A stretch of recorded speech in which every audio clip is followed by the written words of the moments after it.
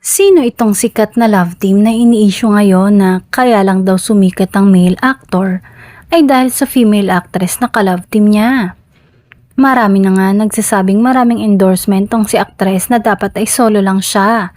Pero dahil sa lakas ng hatak ng love team nila, ay pati itong si aktor ay sinasama na din sa mga endorsement ni actress. May mga nakapansin din na dahil sobrang sikat itong si actress, kung kaya't nahahatak niya sa kasikatan ang ka-love team niyang aktor. Ang lumalabas nga ay sa kanilang dalawa. Mas pinagkakatiwalaan itong si actress kaya maraming projects at talagang nahihila lang niya ang ka-love team na aktor. Hindi lang sa mga projects kundi pa din na rin sa mga endorsement. Recently nga ay may mga endorsement na ang plano ay talagang si actress lang ang kukunin. Pero dahil parang may something going on na sa dalawa, ay balitang pinapakiusapan daw ni actress ang kumukuha sa kanya na isama na din ang kanyang ka-love team.